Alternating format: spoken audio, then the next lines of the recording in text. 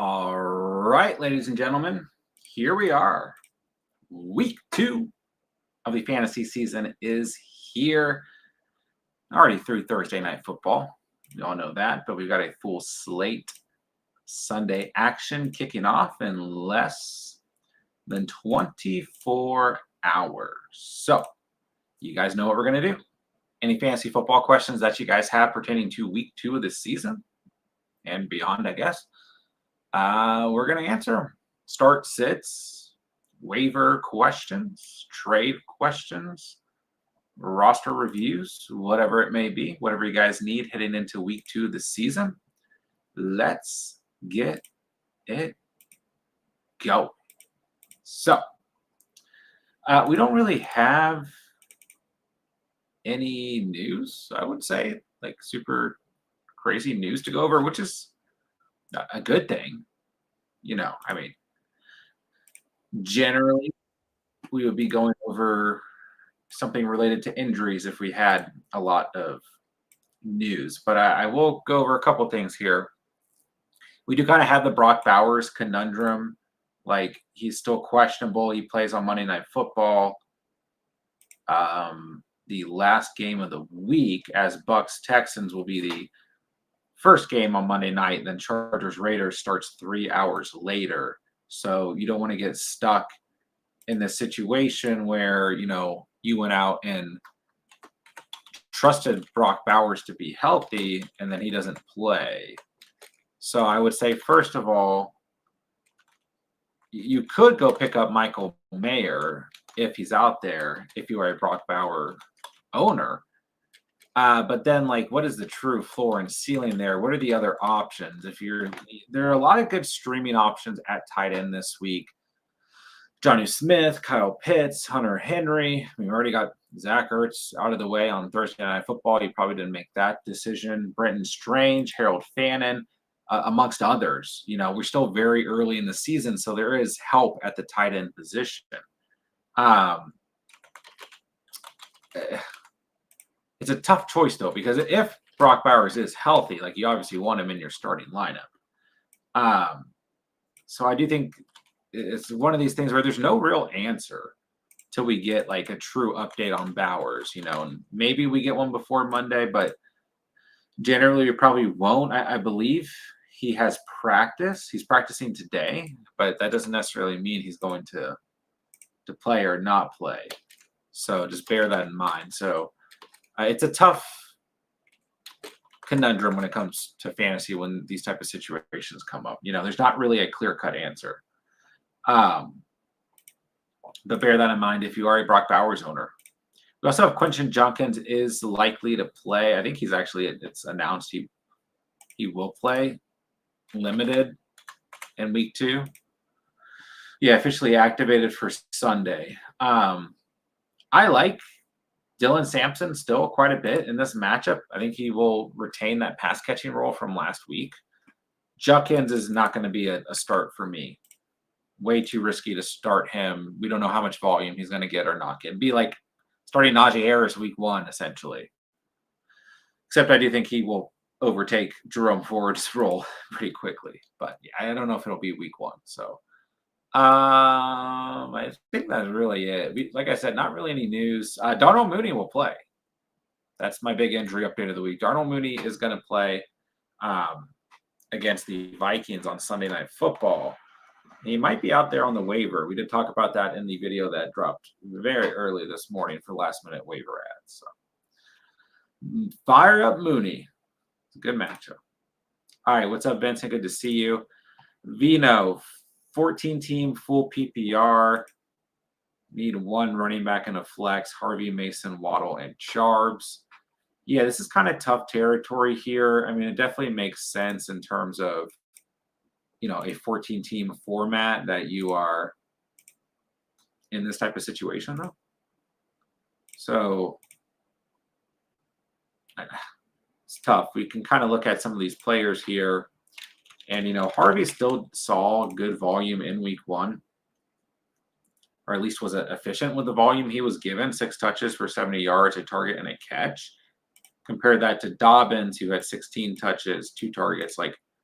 I mean, it's okay. We'll take it. I said all going into week one that I thought Dobbins would be the guy who got the bulk of the touches. But when you look at this efficiency, 11.6 yards per carry, you do have to think that, Sean Payton realized that. But then, like, we got these weird, like, Tyler Batty's going to be involved, is a report I read this week. I don't know with the Sean Payton offense ever.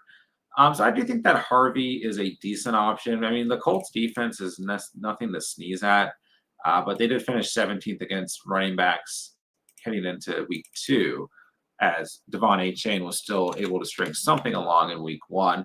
Look at Jordan Mason, like, kind of in a similar role here. Like Aaron Jones, the big catch in that game led him to 15.7 fantasy points, but 23 yards on the ground, 2.8 yards per carry.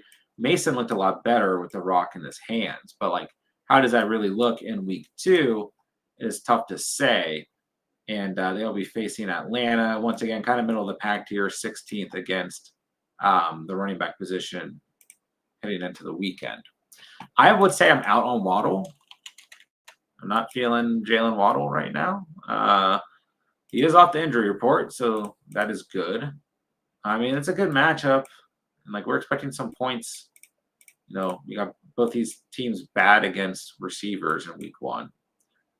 Like, I guess you could. Then you got Charbonnet against Pittsburgh. You just got absolutely gassed by Breece Hall. But then once again, when it comes to Charbonnet, what does the split look like between him and Walker? So you're in a tough spot here. As once again, I mean, Charbonnet kind of was favored in week 1. You're in a tough spot here because you have 3 running backs who aren't clear-cut RB1s. I would say I would probably start Charbs and Mason, but it's really, any of these guys could outscore each other, What's up, Calvin? We got McCarthy or Bo. Yeah, we'll start with Bo Nix. I think it is one of these situations with Bo Nix where we certainly don't want to overreact to this week 1 performance. As bad as it was for fantasy, he still threw the football 40 times. And Tennessee's defensive play calling is really good in week 1. Good front 7, right? And I had a fear that matchup was going to turn a little bit defensive. But we look at the Colts. Once again, this is not a defense to particularly sneeze at. Tied for the 3rd fewest fantasy points in week 1 to the quarterback position. So, sorry, I didn't even have that screen pulled up. I didn't have this one. Sorry. I don't know. You look at Bo Nix, right? Look at last year. 4 interceptions through the first 2 games of the season, 13 or less fantasy points. And he had a lot of these, like, really shaky games last year. I don't know if this week 4 performance was, it was pretty shit. It was just an awful game. Like, no turnovers, but that was just a boring game. Even Rodgers was really bad in that game. But you have these weeks where he has a lot of turnovers. Like, this was a big game against Cleveland. Really didn't play that bad, but he had 2 picks. 3 picks against the Colts next game. So I don't want to read too much into this. It's a tough string of games here at Indy, at the Chargers, Philly in week 5. But yeah, when it comes to McCarthy, like, I do think he is a really good streaming option this week. 23 fantasy points in week 1, but then again, like, the first half is a tale of 2 different halves here. 2 rushing touchdowns, or excuse me, 2 passing touchdowns. I'm sorry, 1 rushing touchdown. Pick 6 in there. We only threw the ball 20 times. The rushing touchdown accounting for, what, about 6 of these points? I do like McCarthy this week. It's a good matchup against the Falcons. Good matchup for Penix, too. So I think Nix is safe. If you want to go McCarthy, the matchup is better, but I don't particularly necessarily feel completely swayed in one way or the other. So Space Ghost. I would still say just try not to overreact on Bo Nix. Hope you're having a good weekend as well. What's up, Tommy, Andrea? Good to see you guys. You guys are doing great. PPR Flex, ETN, DJ Moore or Ridley? Probably ETN for me. I got a tough time benching ETN this week. It is a great matchup going up against the Bengals. See last week, 26 most fantasy points to running backs. And bear in mind, that is with Jerome Ford playing awful. I mean, literally, Ford was awful week 1.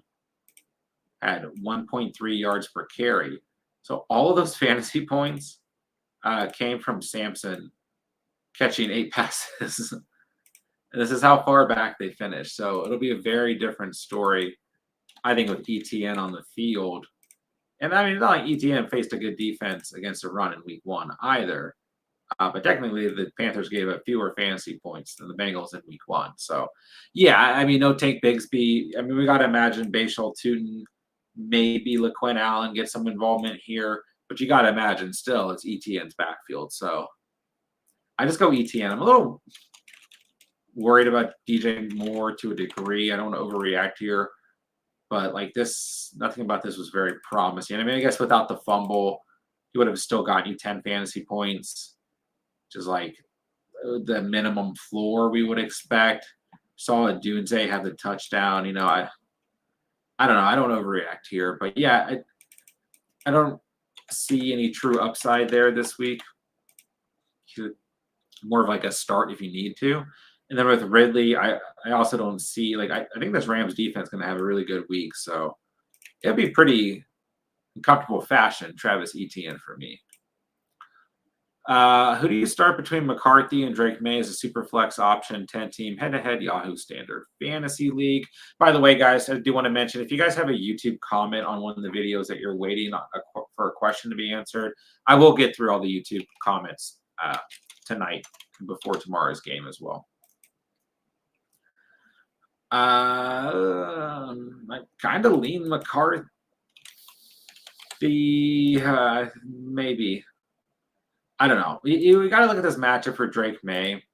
Like, I wasn't as high on Drake May in week 1 as some people were. But I don't know, man. He gets the Dolphins. I guess I go Drake May. I just think it's a little bit too easy to say, like, you know, Drake May, Trayvon Henderson, Kayshon Boutte, Hunter Henry, like Stephon Diggs. Like, yes, it's a good matchup for all these guys. I don't know if everyone's particularly going to completely produce. And also, like, we're in a small sample size. We see Dolphins were very poor amongst all positions except, surprisingly, running backs in week 1. So, you know, there's something to pay attention to.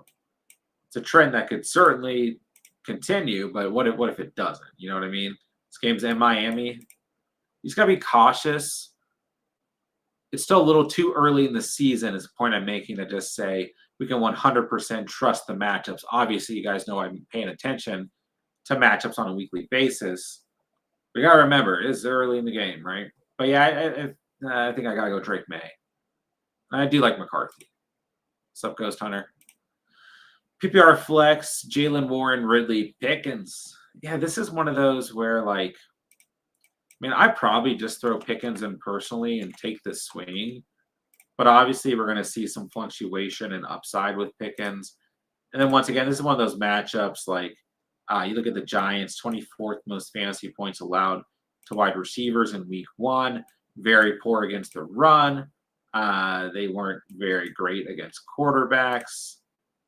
And they allowed a touchdown to Zach Ertz in week 1. So, you know, bottom 12 and everything except against opposing tight ends. And they still didn't even play good against opposing tight ends in week 1. So, yeah, I mean, you got to like the matchup here for Pickens. And if he wasn't held on that long ball and called a PI, probably would have had a big catch in this game. That would have at least gotten you to double digits. But then again, I don't know how much the Cowboys are going to need to throw in this game. So you could consider that.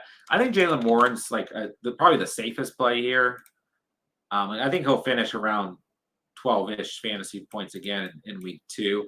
Although I do want to point out, I mean, I like this Seattle Seahawks defense, but they played very poorly in week one against the running back position.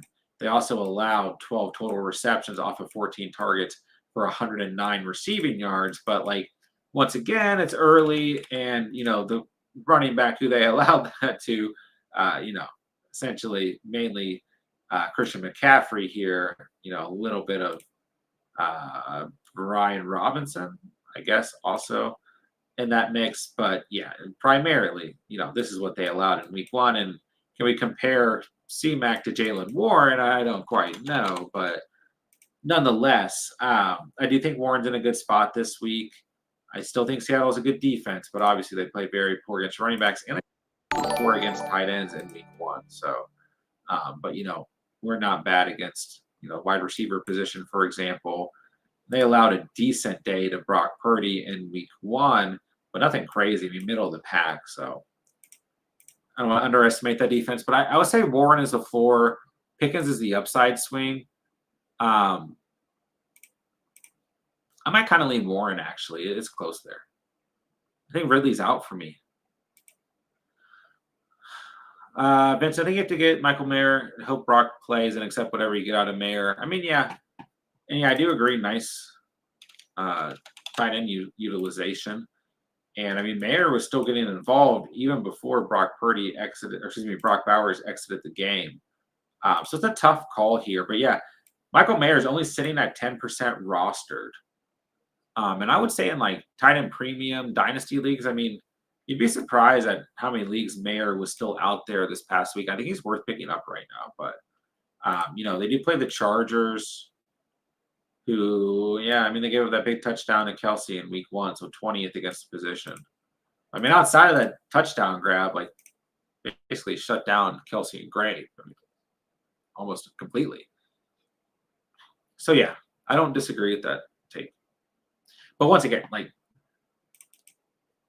I don't know. I think there are a lot of really good options at tight end that might be out there and available. Like Kincaid has a good matchup against the Jets. He has shot up in roster percentage. Kyle Pitts also high in roster percentage, but both those guys are good options. Johnny Smith is still at 56% rostered. He gets Seattle this week, like we just talked about, week one. Gave up the most fantasy points to tight ends, and that wasn't just Kittle. Kittle left early. Jake Tones got involvement there. So I like Johnny Smith this week, and like he was involved week one. 6 targets and a tutty. Zach Ertz already played, unfortunately. Hunter Henry, though, gets Miami. Great matchup there. And, Harold Fannin. I mean, he's at 65% rostered, but he gets a good matchup against the Ravens. So there are some options out there if you don't want to ride the boat. I think the spookier aspect is that Bowers could play, and if Bowers plays, you want him in your lineup. So that's where, like, you have to go get Michael Mayer thing comes from, and I get it. Need a flex between Judy, Jubb, Johnston, Olave, and Tracy. Yeah, quite frankly, I probably would just start Jerry Judy. I just, with this Ravens secondary, like, I mean, I talked a lot about this going into the season and into week one. Like, this was a unit that allowed a lot. I mean, literally, 2024, they gave up the third most fantasy points to opposing wide receivers. I mean, they gave up more fantasy points to wide receivers than the Jaguars or Panthers.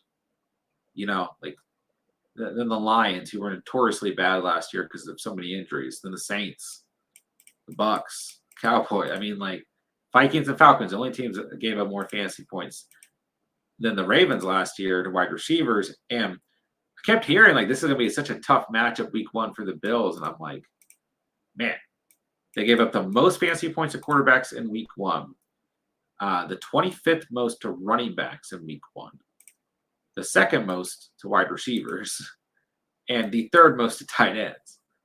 Like, they got absolutely shredded. And, like, you look at this roster. Let's go to depth chart. Like, I mean, last year they were very good against the run. I think they can still be very good against the run, but you look at like Kyle Hamilton, Malachi Starks, Giro Alexander, who played awful week one, Marlon Humphrey. Like, this team looks really good if this was like a game of Madden, but I just am not intimidated when it comes to fantasy right now. And Kyle Hamilton, maybe the only one who worries me, but even like Marlon Humphrey, I just don't know if he's truly played to that like shutdown corner type level as of late. So I'm not saying this defense is going to be like one of the worst in the league or anything, but from like what we have to look at for fantasy purposes, I don't think that they're a huge factor for me. So I think I'd probably take the floor with Jerry Jeudy. I think Olave's okay here too. The concern is like, is he going to be able to finish a game? I mean, he finished last week, but yeah, I mean, San Francisco, certainly not bad defensively week one, ninth fewest fantasy points to wide receivers. I probably just go Jeudy. If you want to really take a swing, you could go Quentin Johnston, but I think I'd start Jeudy. Flex options are Jeudy, J-Mo, and Kenneth. Am I cooked? No, I mean, you're never cooked. You always got a shot, right?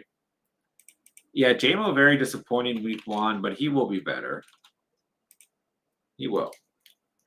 Gets the Bears here in week two. Weird defense to look at right now. But they gave up the sixth fewest fantasy points to Justin Jefferson and company in week one, and they were quite good against receivers last year. And their top corner was out last week, so, you know. J-Mo's always worth a dart throw. I am worried about Kenneth Walker. I won't lie to you. I'm just worried about this situation and Charbonnet really taking over this backfield. You can see Charbonnet was more efficient. He got the goal line work that led to the touchdown. Kenneth Walker fully healthy? I don't know. But it is a good matchup against Pittsburgh. I mean, Pittsburgh just got gassed week one by Breece Hall and Justin Fields. So safest play is probably Jeudy. Take an upside swing with either J-Mo or Kenneth, but it's hard to say based off of week one, you know? So I probably just throw J-Mo in there and cross my fingers, but I tend to play, you know, I'm comfortable with either outcome if I take a swing like that for upside. Would I give up Chase for Genty and Travion? No. No. I would not do that. I mean, like maybe if you only drafted Austin Eckler and Tank Bigsby. You know, like if you went true zero running back and you went for the dead zone running backs and you got like Brian Robinson, Eckler, Brian Robinson after he was traded, Eckler, Tank Bigsby, and I don't know, Ollie Gordon. I just don't think I wouldn't give up Chase for Genty and Travion. Ford is burnt crisp toast. For sure. Flex Hunter or Henderson? I would go Henderson. I would. I like Henderson a lot this week. Yeah, I got. First of all, I like Genty and I like Travion Henderson. I would not trade Jamar Chase for them. You get a lot more in return for Chase. I will go Henderson this week.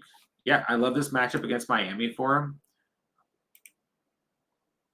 You know, Miami, like we touched on earlier, was actually okay against running backs in week one. But whatever. Just super efficient last week. 5.4 yards per carry, 6 targets, 6 catches. Way more efficient than Ramondre. If he's not this pass catching role, his value is super high. We talked a bit about him this week throughout the videos. I like this upcoming schedule a lot. I can't overstate how the next 5 weeks could, you know, it was always Henderson's backfield to run away with. But getting Miami, Pittsburgh, Carolina, Buffalo, New Orleans based off of week 1, like and then Tennessee. I mean, look, we're looking at like bottom tier teams against running backs in week 1. Now, that's just a small sample size, but still, the opportunity is certainly there for Hendo. And yeah, once again, he gets that pass catching role. It's got to be Hendo for me. But I'm not going to I'm not sneezing at Hunter. I did like his involvement week 1. If you own him, you got to feel good. And he does play Cincinnati this week, which is not bad. But I'm going Hendo. Catch Fam Week 3. How juggernaut is my Zier? I haven't even looked at it.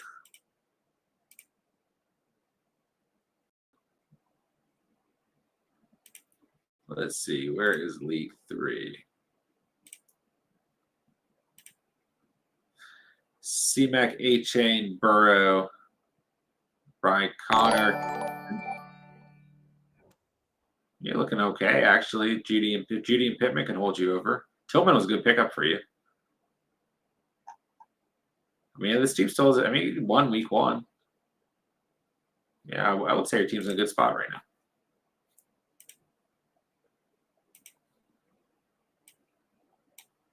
All right, that one guy. Thank you for the super chat. Pitts or Hawkinson? Man, I'm worried about Hawkinson. I talked a lot about this in draft season. I thought his ADP was a bit risky. Like, I know he was coming off the injury, but last year he really wasn't that great for fantasy. But like, he had these moments. Like, he literally was on like a every other week pattern almost of production and not production in fantasy. So I'm going by that pattern. It'll probably be pretty good this week. I mean, it's Atlanta. They have the fewest fantasy. They give it 3 receiving yards. Tight ends in week 1. And 1 catch. I don't know. It's what, Kate Otten? Yeah. Call me crazy, but I feel better about Pitts in week 2. It's Minnesota. It's not a crazy matchup by any stretch here. They were 8th against the position, but his involvement in week 1, you really got to like it. But we do have Mooney coming back this week. London's going to play. Bijan still gets work out of the backfield too. Same matchup. I mean, it's close. I think you could flip a coin. Chat, who do you guys like more? Pitts or Hawk? Week 1. I think it's close. J-Mo or Jordan Mason? I would probably personally start Jameson Williams just for the upside. I think he could go Jordan Mason. Once again, efficient with the ball in his hand, but it's like just tough. We're still going to see volume to both guys here. But I mean, Jordan Mason did have nice usage in week 1. Much more efficient. But then, like, they will involve Aaron Jones because he has that receiving capacity and he's a good blocker as well, pass blocker. But yeah, you got to imagine this role for Jordan Mason will continue to grow. I think I take the upside swing on J-Mo. But once again, like, I'm okay. I understand if I start a player like J-Mo and he has 6 points, it's like, okay. But you got to look last year with J-Mo, like, he had a lot of weeks where he was not good in fantasy. And even like some mediocre weeks in between all the big spike weeks that made him a top 25 wide receiver. So I will say, if you own Jameson Williams, you really got to pay attention to this because, like, he did have a lot of plays drawn up for him last year, with Ben Johnson. And maybe that doesn't completely filter into this year. I think it could go Hawk based on week 1. Maybe go Pitts. If you want to go Hawk, it's okay. I think I go J-Mo personally. But yeah, tough choices. All right. Space Ghost needs a wide receiver and a flex. Adams, Diggs, Adunze, Ridley, Pollard, Dobbins. Whew. A lot of options. I think I would start Adams basically no matter what here. I mean, you still got to be encouraged. He had 8 targets, 4 catches, 12.7 yards per catch, 51 receiving yards. Like, I would still be encouraged here. I mean, Stafford threw the ball 29 times. Like, it's not a great number, but it's okay. Just a weird game script against Houston. This week they get Tennessee. It could be another weird game script. Don't get me wrong. 2 good front sevens kind of going up against each other here. Then once again, it's not like the greatest matchup necessarily. Tennessee kind of right there in the middle, but it's certainly not bad. And Adams had Derek Stingley on him compared to Puka Nacua, who did not. Which is an interesting decision. So it was a tougher matchup for Adams in week 1 than Puka. And Puka just ran, not Jarquez Hunter. Puka ran wild in week 1, you know? So I think I would still start Adams. He drafted him to be that guy. I think Diggs is certainly interesting here in the flex as he's facing Miami. But like we did see the ball. I mean, Drake May threw a lot in week 1, 46 times. But we did see the ball spread around a lot. I mean, Douglas had 7 targets. Henderson, 6 targets. Booty, 8 targets. Henry, 8 targets. So, I mean, Diggs, you know, not even first in targets on the team. Not even tied for second most. Was tied for second most, I mean. So, I mean, Diggs has a good matchup here going up against Miami. But once again, I think we're going to be a little wary of, like, let's just start every Dolphin or every Patriots player against the Dolphins. Like, could lead to disappointing outcomes. The matchup is there. I still like Adunze. I like Dobbins still. I think I would personally have Adams and Diggs in there. It was close with some of the other names. It's always a stressful week too, right? It's a stressful week every week. Do I like Fields or Kyler more? I do think that Kyler is a perfectly fine start for Kyler will be fine all year long. Okay, I guess the Panthers, they were surprisingly good against the quarterback position and Trevor Lawrence in week 1. On the other hand, Justin Fields gets the Bills, who this is another defense, like we talked about the Ravens. Like the Bills look non-existent defensively week 1, and they weren't fantastic last year in terms of fantasy points allowed either. So I'm really, really high on Justin Fields this week. I would say I like Fields more, but I think there's still more risk with starting Fields as opposed to Kyler. I'll take the risk. Superflex need 1. Charbonnet, Adunze, Bryce Young. Oh, man. I mean, I think I'd probably still go Bryce Young. I think I would. I mean, you guys can find the breakdown of this. It was like there was an extreme amount of plays in week 1 that were not Bryce Young's fault. But then he did have 2 picks and a lost fumble. Yeah. There were some missed throws. I don't know. I'm kind of optimistic he can have a better week this week. But it's an interesting matchup against the Cardinals, who are nothing to sneeze at defensively. I just have a tough time not going quarterback in a super flex spot in a super flex league. Rome Odunze, I would say, would be an okay start. But I just don't know that. I don't think Bryce Young will get you less points than Odunze. Charbonnet is too risky. I think I just go Bryce Young, but I mean, does anyone disagree in the chat? Would you guys rather start Odunze or Charbonnet over Bryce Young? I mean,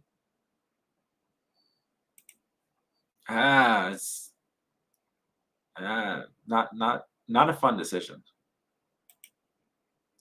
Need to flex Adams, Hunter, Jones, DJ Moore, Olave, Warren. I will go Adams here. Yeah, we just talked about him. I go Adams. I do like Jalen Warren, and I think Aaron Jones is fine.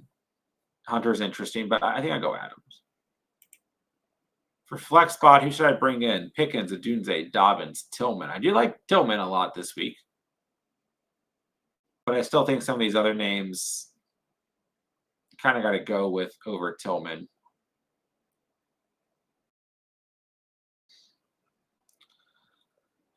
A little safer with a guy like Adunze or Dobbins and Pickens. I mean, Adunze still had 9 targets, but he led the team in targets, right? Yeah. Well, my Zacchaeus, number 2 in targets on this team because tight ends didn't do anything.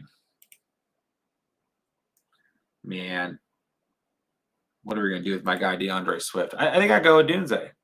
Adunze or Dobbins, then Pickens, Tillman. But I do like Tillman. I don't know. I might go Tillman over Pickens, but you're still risking it for the biscuit a little bit there. What's up, Carlos? PPR League, would you hold Caleb or Ollie Gordon? You got Hampton, Hendo, Mason, and Benson. It really depends. Like, I mean, if you need more help at wide receiver, you got to go get some help at wide receiver. So Hampton, Hendo, Jordan Mason. I mean, it's kind of early to react, but I will say, and I said this basically going into week 1, as soon as we knew about Devon A-Chain, like Ollie Gordon is just a handcuff. Caleb Johnson, I don't know what that split is right now, but it's not in his favor. I mean, it just depends like who's out there, Are guys like Cedric Tillman and Darnell Mooney out there, people who can make an impact on your roster right now, probably worth picking up over these guys. Even if your running back position is, in theory, struggling. Do you know when Godwin will be listed as out? No. I don't. I mean, I know Sleeper's saying doubtful, and then when you click on his name saying out, it could be league specific. Like if you're in a league where he can be placed on IR due to being out and you're waiting, only time will tell. Unfortunately. What's up, Patrick? Start 2, Sutton, Tet, Igbuka. I mean, you cannot go wrong here. I mean, Sutton is going to be a very difficult player to bench. He's always going to have that floor, be really safe. He gets the Colts this week. Let's see. Colts were not bad last week, but I got a tough time benching Cortland Sutton. And I think Emeka Igbuka is a must-start player this week. Derek Stingley presumably will be on Mike Evans in this game. Puka ran wild against the rest of that Texans secondary last week with Stingley on Evans. I think Emeka Igbuka could have another really big game. But we do have to bear in mind, like, he only had 4 catches off of 6 targets. Just 2 of them were touchdowns. So I think, like, he is a very safe floor with upside. But I do really like T-Mac this week as well. He will be in tomorrow's video. Jeez, can't type today. As a player, you have to really be encouraged about going into the week. Tougher matchup for him, but if I really have to choose, it's probably Sutton and Igbuka, but I still like T-Mac a lot this week. Flex 1, Ridley, Coleman, Jones, Mason. I mean, I probably would just throw Coleman in there because the upside. The Jets defense did not look good in week 1. And I don't know. I guess Sauce will be on Keon Coleman. Of course, he's dealing with an injury. It's good to go. Because, yeah, Shakir's going to play out of the slot, right? Or maybe Sauce will be on Palmer. I don't know. The way this team lines up is weird, excuse me.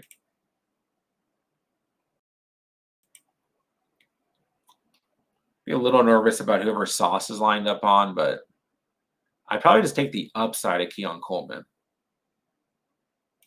So the only player on the Jets defensively, fantasy-wise, that really worries me. With Purdy out stash 1, LKO Manor, Penix, Rogers, Jones, you got May and Purdy, BTJ Sutton, Ted, and Buka Coleman. I'd probably just stash Penix. I do really believe that Penix over the next few weeks can become a very fantasy relevant quarterback as he gets Carolina and Washington before an early bye week. A pretty good schedule this year too. Probably stash Penix, being that, I mean, your quarterbacks are okay, but Purdy's already hurt, and we don't really know if we're going to get out of Drake May this year. Like, I get the AO Manor stuff, but your wide receivers are stout. Let's improve the quarterback room potentially. Thank you, Patrick. Happy to help you guys. Hit the like. Do it right now. Booty, Hunter, or Diggs in the flex starting in May at QB. I'd probably go Diggs, but Booty's interesting. Once again, they both have the good matchup. Diggs for a floor, Booty for upside. Hunter, let's keep an eye on. I'm in a league where everyone drafted 2 to 3 quarterbacks. Yeah, that is annoying. Not even something you need to do. I'm getting Higgins, giving up Rome and Fannin. I think that's a fine trade. It might depend on the roster, but I think that trade is fine. Go get Higgins. I do like the other 2 players involved. Should I start Trace here or Walker? I mean, I would probably still start Walker here. I know we talked about it a little bit earlier, and like, I don't know. It is a good matchup against Pittsburgh. I'd probably go Walker. I don't know what to make of Tracy right now. Like, we didn't really get a lot of involvement out of Scadaboo in week 1. He had negative 1.5 yards per carry. I mean, they get Dallas this week. Not really scared of this Dallas defense. I think I got Walker, though. I just don't know if the game script is going to benefit Tyrone Tracy in the short term. I'll go Walker. Half PPR, Judy, Warren, Sampson. Yeah, the half PPR hurts everybody here. Hurts the wide receiver. Hurts Warren and Sampson because they're backs. I think I go Jalen Warren. Because at least like he was still getting some involvement on the ground, like the most involvement. I mean, he still had more touches than Kenny G, right? Yeah. I think I go Warren. Yeah, everybody gets hurt there. No winners. Stephen Drakes, what's going on? Thank you for the super chat. Would you accept MH and Walker for JSN? Or should I reach for Ibuka and Walker or neither? I mean, I think both trades are fair. Chat, let us know your guys' thoughts here in the chat. I think both are fair, but I got a tough time giving up JSN right now. I mean, he had ridiculous volume in week 1. Literally, Darnold threw 150 passing yards. He had 124 receiving yards. I mean, it's absolutely an absurd number. But that being said, like I do like Emeka Egbuka or Marvin Harrison Jr. And then you get a little bonus of Walker, who I'm not out on by any stretch, as disappointing as week 1 was. We had 83% share of total yards for JSN in week 1. I mean, that one's close. Maybe it depends on the rest of the roster. Like, how does the running back position look like? How much does Walker potentially help you, or how much is he just like a liability? Um, yeah, I don't know. I mean, Marvin Harrison had a good week one, albeit he was playing Saints. Obviously, Ibuka had a good week one. That's a tough trade. Might depend on the rest of the roster, but yeah, I got a tough time giving up JSN, but I still don't know in totality if Marvin Harrison or Emeka Ibuka are that far away in ranking from JSN for me. As much as I like JSN, as much as I like JSN going into the year. The Walker part makes it tough, but like I don't know if Walker would be a part of this trade if he didn't have the poor week one. But I think both trades are fine. What are your thoughts, Steven? Let me know. We'll break it down a little bit further if we need to. Full PPR, tight end premium, Diggs, Tillman, or Ferguson. I'll go Tillman. I mean, Diggs for the floor, Tillman for upside. But yeah, I do think Tillman's a strong kind of upside last minute swing. Only at 45% rostered. If he has another solid week here in week two, I think this number is going to climb. Although he doesn't have a great matchup in week three. But I mean, Flacco's going to throw the football a lot. 45 passing attempts in week one. I don't know, 8 targets for Tillman. I think that was second most to Fannin. Or tied for second most, yeah, with Judy. So you got it like that. But yeah, even with it being tight end premium, I'm not going to go Ferguson over these guys, Taylor. What's up, Taylor, by the way? Diggs for the floor. Tillman gives you the upside.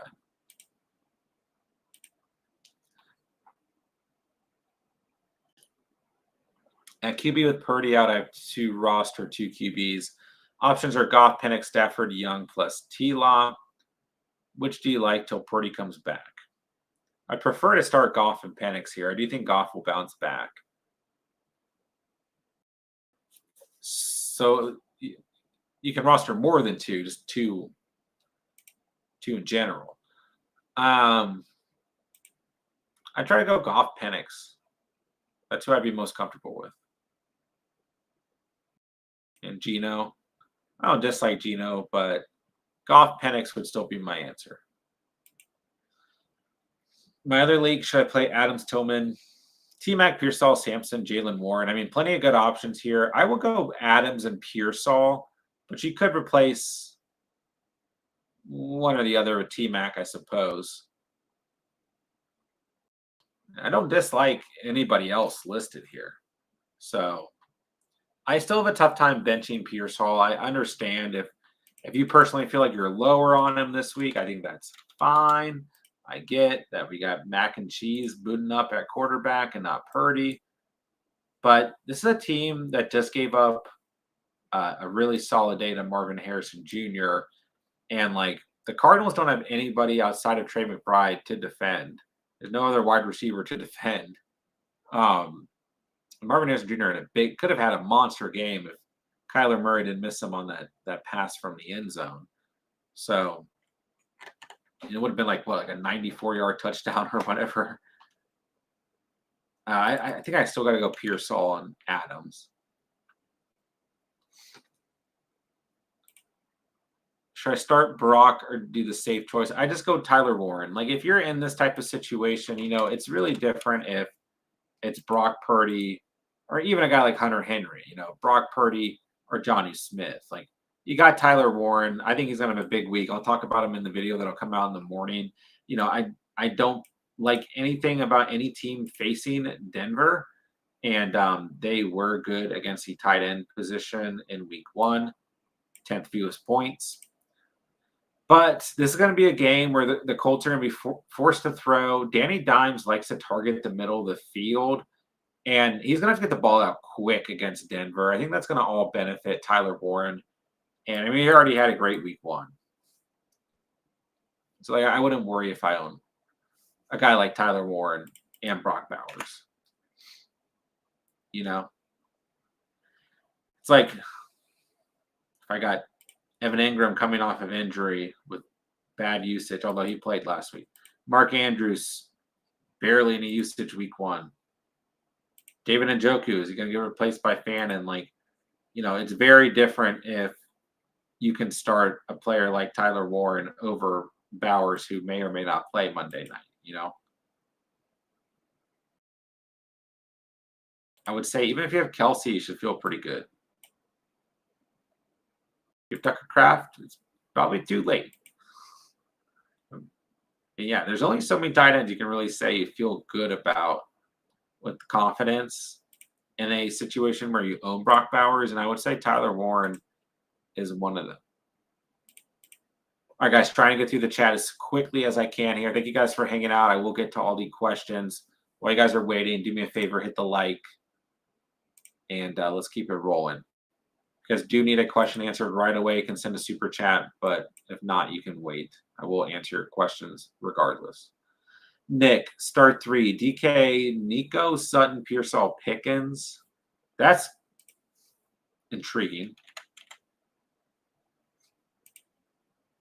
I think I'm going Nico Collins. I'm going Sutton. I'm going Pearsall.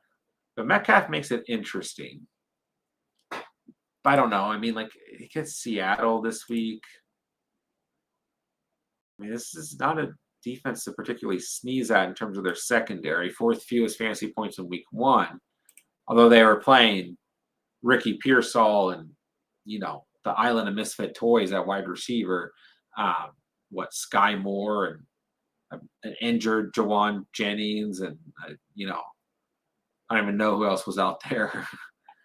But yeah, it's not like Metcalf had a monster week, and one of these catches he caught was the ricochet, landed in his hands. Whatever.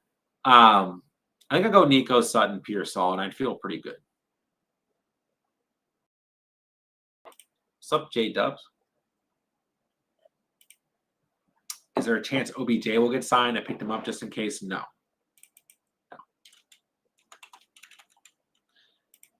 Is there a chance he gets signed? Maybe.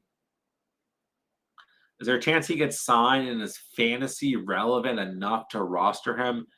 No. And until he visits with the team, he does not need to be rostered in any circumstance. And even in that circumstance, probably doesn't need to be rostered. I mean, he was on Miami last year. I mean, he had 9 catches through 9 games. It's not the type of pace that we want here. Even the year before, in a better offense, the Ravens only had 35 catches through 14 games. Okay, you can do better. Drop a like as if you're CeeDee Lamb dropping a game-winning ball. Poor CeeDee. In Austin, that's interesting. That is interesting. I think Mooney probably has more upside but more risk. Is that crazy to say? I think Calvin Austin's a safer play. I think he will benefit from the defensive pressure going to Metcalf. And you got to like what you saw in week 1 out of Calvin Austin. See, Metcalf had 7 targets, then I think, Jonnu and Calvin Austin tied for the second most targets.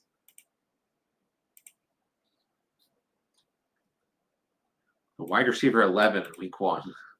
Always love the week 1 numbers. I think the game script will be better for Darnold Mooney. I see that being a more pass-heavy game. Not to sneeze at what the Steelers did through the air in week 1. I think I go Mooney. I think I take the upside in the potential game script. Thoughts on Bowers? Yeah, so we've touched on this a bit tonight. It really depends on your situation, who you can start over him. You could take a swing on Michael Mayer, wait it out, see what happens, go Mayer if Bowers doesn't play. This is one of those where there's never a right answer. But I will say, once again, there are a lot of good options in terms of streaming options at tight end. You know, there's obviously only so much faith you can have, but like there are enough options. Kincaid, Pitts, Johnny Smith. I mean, even Ferguson was okay week 1 in terms of usage, 6 total targets. Henry, Brenton Strange, like there are names out there. Jawan Johnson, who hasn't come up today. I kind of keep forgetting about. He's there. Harold Fannin. Jawan Johnson led his team in targets in week 1. I don't know if that'll carry over or not. So there are interesting options.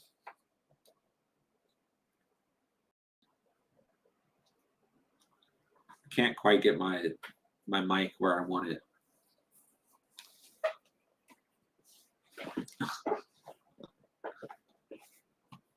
Just want to I always sit forward when I stream, and I want to just sit back for a minute. But now my mic's all up in my face. My running backs are Omarion and Pacheco. Am I screwed? I mean, after 1 week, nobody's screwed. You know, you're definitely not screwed when it comes.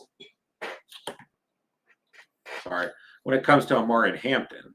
I was trying to kind of slyly move my mic. Now I've ruined everything. I mean, Hampton had elite usage in week 1. You should be encouraged, if anything, when it comes to Omarion and Hampton. When it comes to Pacheco, I'm a lot more concerned, to say the least. I mean, it was literally a 50-50 split between Hunt and Pacheco in week 1. It couldn't have been more of a 50-50 split in week 1. And that concerns me. I mean, Hunt is borderline a player you need to consider picking up because of this split. Okay. 5 touches, 3 targets, 2 catches. 5 touches, 3 targets, 2 catches. The exact same usage in week 1 for both of these guys. I mean, that is kind of insane. So I think I made my mic thing worse. Sorry. Pacheco worries me. Now, we do know, too, and you got to think about this with Omarion and Hampton as well. That matchup, you had 2 good run defenses, both top 5 in fantasy points allowed last year and in week 1. So you kind of got to get a little pass to both these guys. But I feel a little worried. Although Pacheco had 5 yards per carry, I feel a little bit worried. Hampton, really, really good usage. Basically 100% of the snaps. I mean, Najee had 1 rushing attempt, 1 target, and that's it. Hassan Haskins on the field for 2% of snaps.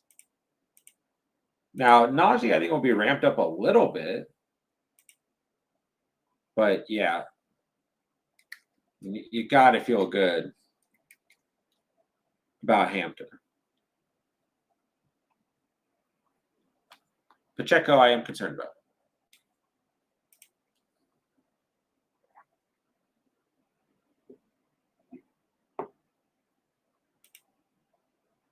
It's early, though. All right, start a wide receiver in a flex. Hall, JSN, and Mecca, Pollard, or Sampson. Ooh. I'd probably start JSN and Emeka Egbuka. But I really like Breece Hall this week. That's a tough one. That's tough. I mean, Hall is in a great spot. I mean, the Bills just got absolutely gassed by Derrick Henry and Lamar Jackson. I keep saying it all week. It's Justin Fields, Breece Hall. Is this? No, it's not Lamar and Derrick, but still. It's a great matchup. And this Bills defense, it just doesn't. It's another defense. This defense does not concern me.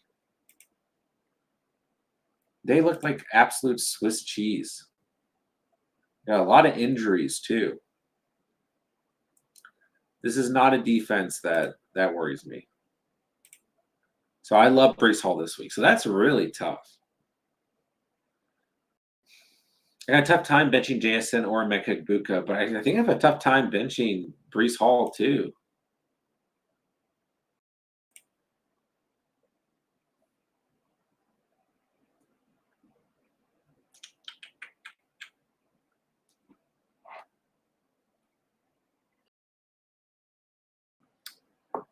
That is tough. I think you could almost flip a coin here. I mean, the good news is no matter what, you've really, really solid starts. So maybe you could look at like, and ultimately, Emeka Buka didn't have extreme volume week 1.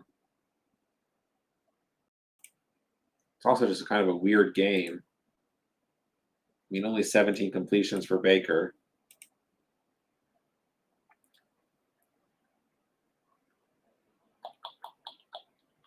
Yeah, that one's. Chat, what do you guys think?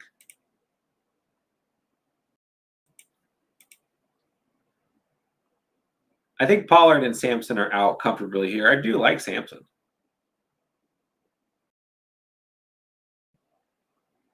I think it's between Brees Hall, JSN, and Mecca for me.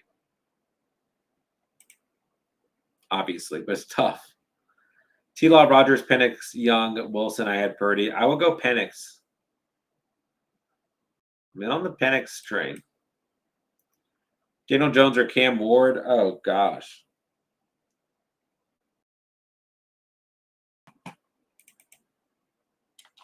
It's probably not Cam Ward for me. I don't think it's Cam Ward. But, I mean, this is a tough matchup for Ward against the Rams. And it's obviously a tough matchup for Daniel Jones this week, too. They're at home. I'll go Daniel Jones. But, I mean, come on. You can't feel good either way.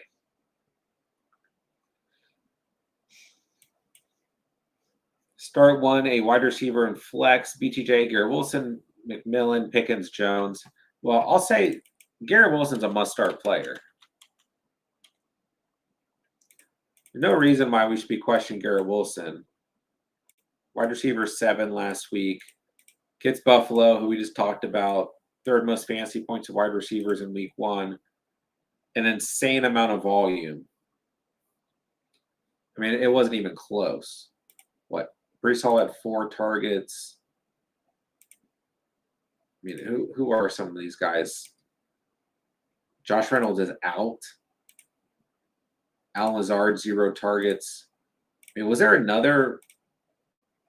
Tyler Johnson, 2 targets. So literally, in week 1, let's take Brees Hall, who had 4 targets out.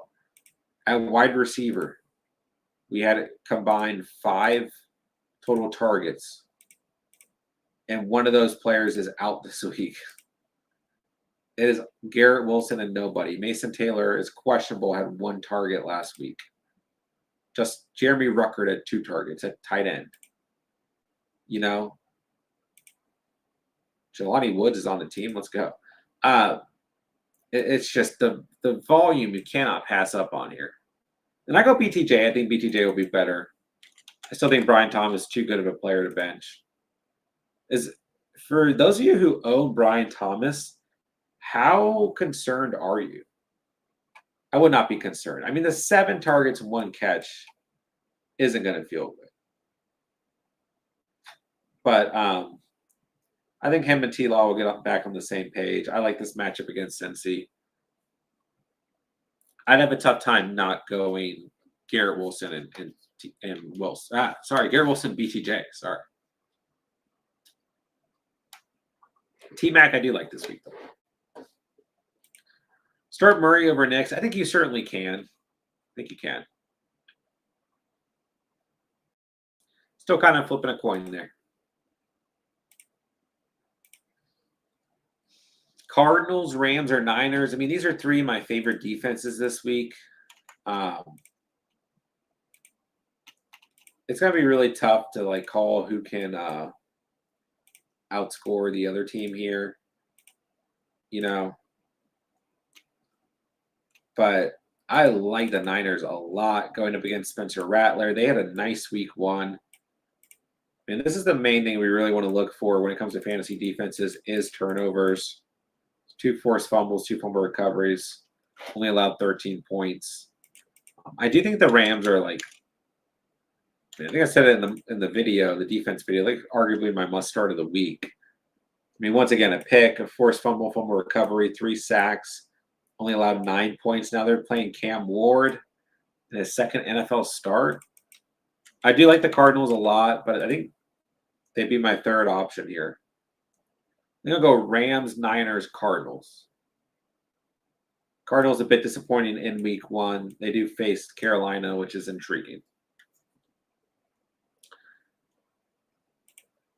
Start 1, running back, 1 wide receiver, a flex. Pollard, Metcalf, Emeka, Hendo, Warren Pickens, Emeka Gbuka, Travion Henderson.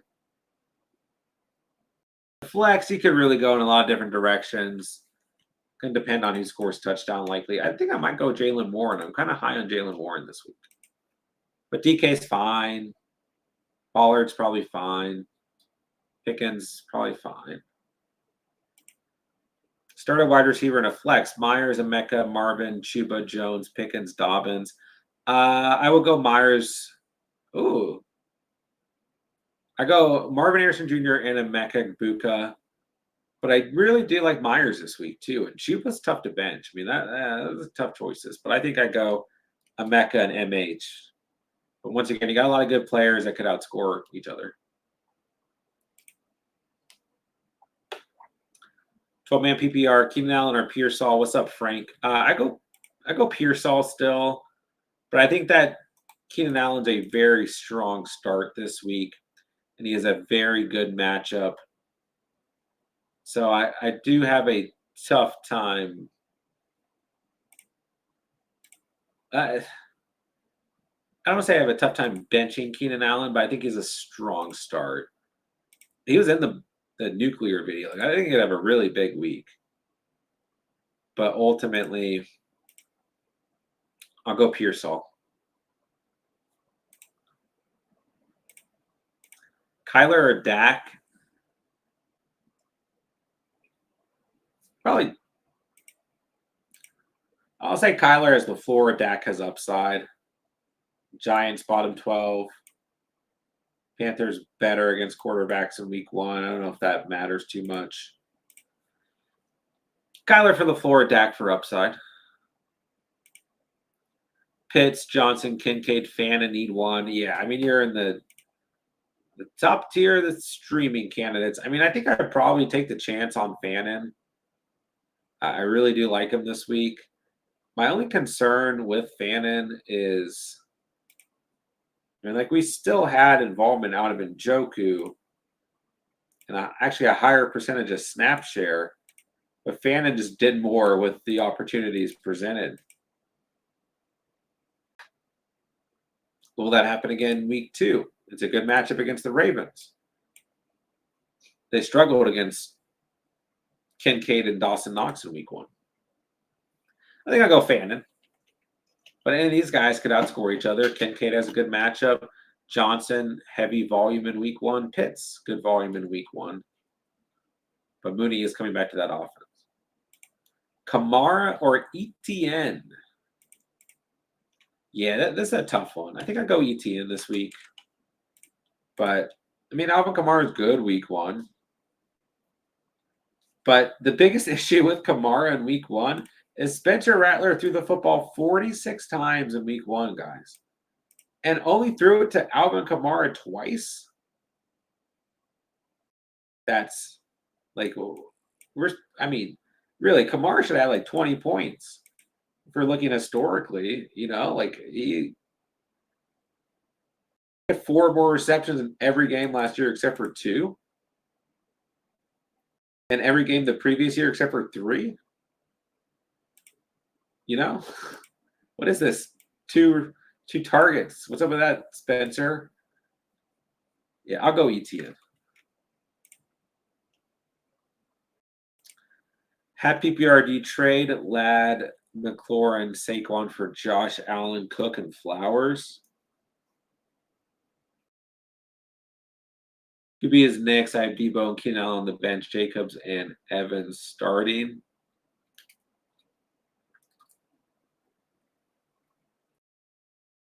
I mean, I think you could. I think Saquon, Josh Allen's fair. Cook for McLaurin is good. Flowers, Ladd side wins. Ladd versus Cook. Might still take Ladd there. It really depends on the entirety of the roster.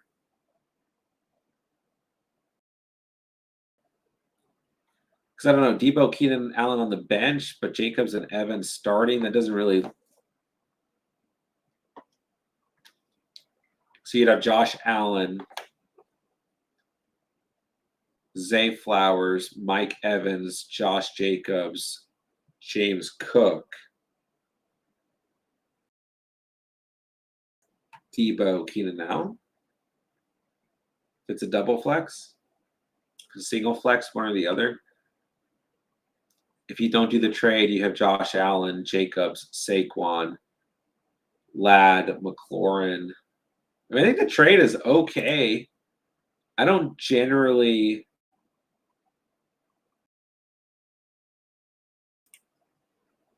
I wouldn't generally recommend trading a player like Saquon, but when Josh Allen's involved, I think it's doable. I think Saquon could score more fantasy points than Ladd, McLaurin, Cook, or Flowers this year easily. Hard to compare him to a quarterback. I think he could do this trade. Debo and Keenan Allen are on the bench. Like, they're looking good early. I mean, how do you feel about it? Etienne, Devontae, Tyreek, or McMillan, pick 3.5 PPR. I would probably just said Tyreek Hill. That's where I'll leave it. Albert, what's up, bro? Start Thielen, Mooney, Austin. I mean, none if I can, but I put my order as Austin, Mooney, and Thielen. I am very intrigued about Adam Thielen this week. If Adam Thielen can't get it going against Atlanta and Cincinnati the next 2 weeks, I think he's going to be basically non-existent in this offense.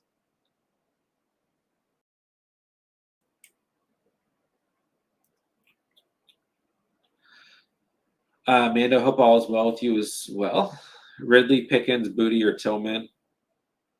I think I'll take a swing on Booty or Tillman.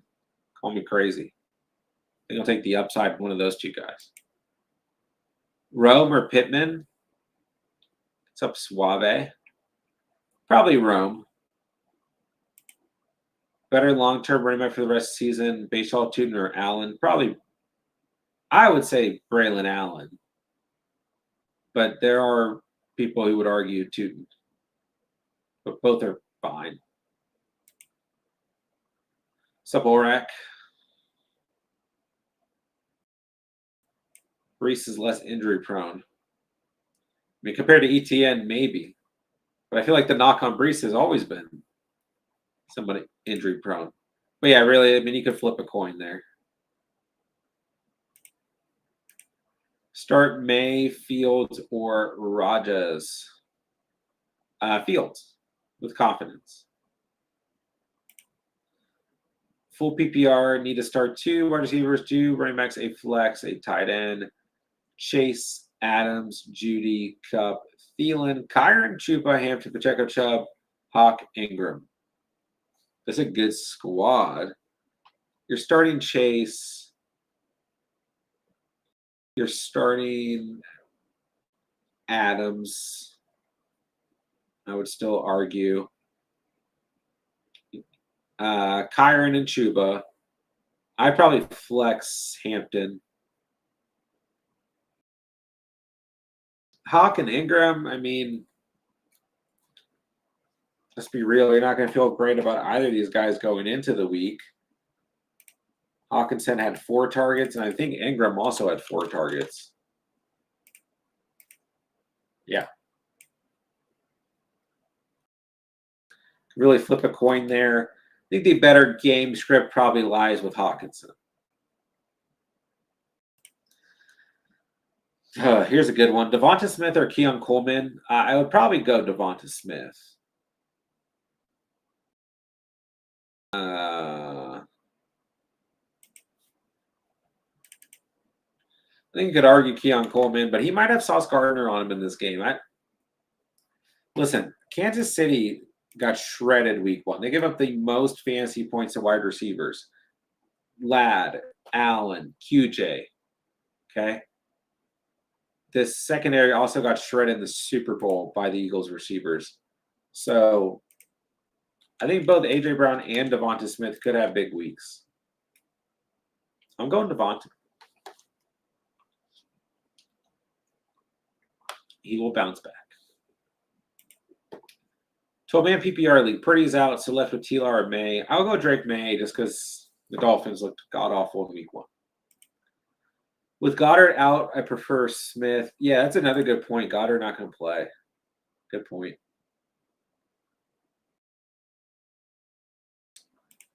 Rome, Pittman, Charbs, pick 2. I probably just go Rome and Pittman. No, I won't go Pittman. Give me Rome and Charbs. Pittman's going to have the Pat Surtain shadow. Too many wide receivers going to drop someone for Judkins coming off IR. Nico, BTJ, Sutton, Adunze, J-Mo, Matthew Golden, Keenan Allen.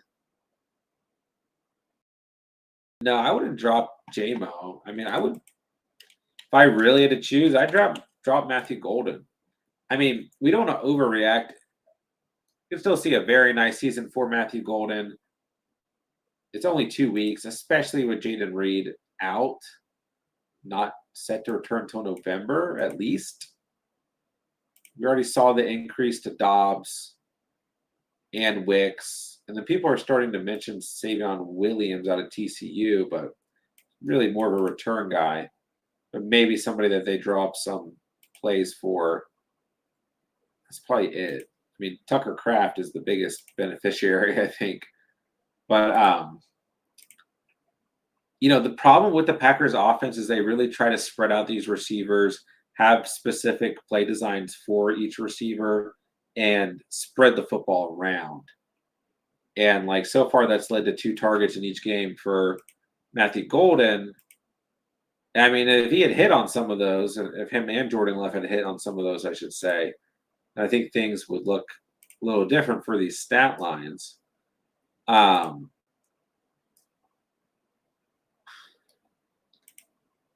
yeah, the other thing with Matthew Golden is he gets his early bye week. So if he hasn't had a ton of production in the next 2 weeks, he'll be there. People aren't going to add him in week 5 bye. If he's had less than double digits in the first 4 weeks of the season, he'd drop him. But at Cleveland, at Dallas, I don't know. I would rather have the other guys. I got Tyler Warren starting Loveland. Is this the same team? Yeah, if you can roster Warren and Kittle, do it.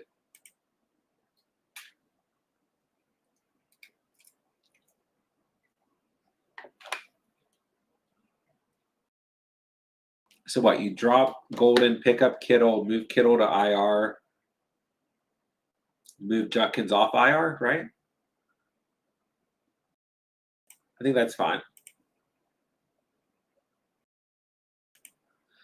Trade Jalen Warren and Keon Coleman for A-Chain. I'd probably do that. I mean, I like both Warren and Coleman. I would rather have A-Chain, though. You're welcome. I enjoy and I'm happy to answer your guys' fantasy questions. Nice to see you here since last year. Let me find the chat is messing up for me.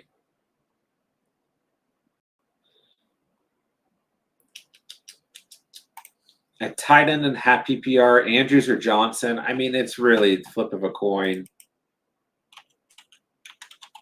Just remember with Mark Andrews, last year, he had a really poor week 1 outing, an okay week 2 outing, then he had 2 goose eggs. 2 games with just 1 target, although he just wasn't necessary in these game scripts.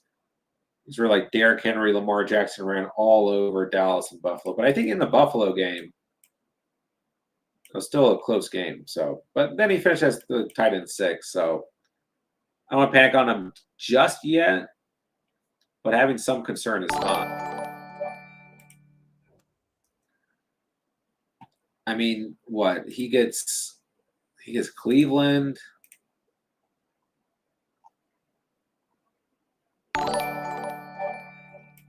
They struggled.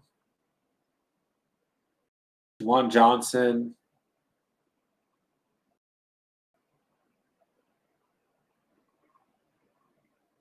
Cardinals also struggled. Flip of a coin. Andrews for the floor, Johnson for upside. Suave, thank you for being here. Thank you for the super chat.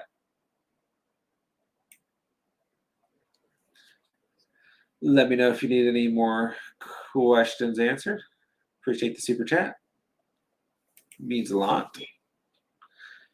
Pearsall Origbuka is my wide receiver 1. Or Pearsall Origbuka, Neighbors your wide receiver 1. I mean, I like both a lot this week. I don't think you can really go wrong here. Say Pearsall more of a floor and Buka more upside. Both are very strong starts. All right, we need 2 wide receivers, 2 running backs, and a flex. Evans, Keenan Allen, Pearsall, Diggs, Coleman, Chase Brown, Gibbs, Bucky, Pacheco. Whew.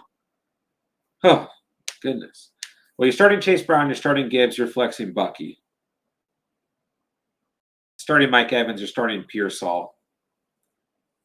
If maybe you're worried about Evans with Derek Stingley on him, I don't know that I'm benching Evans for Keenan Allen as much as I like Keenan Allen. I think I go Evans, Pearsall, Brown, Gibbs, Bucky. Good lineup. What's up, Chase? Sampson over Harvey. I'm okay starting Dylan Sampson over Harvey. Yeah. I think that pass catching role for Dylan Sampson will filter into week 2. I don't know if he's exactly going to have 8 targets, 8 catches, but even with Judkins floating around, I think he's fine. I still think Dobbins is in front of Harvey at the end of the day.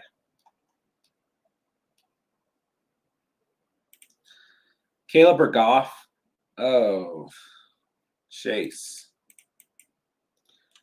Caleb had some really bad numbers in the second half of that game.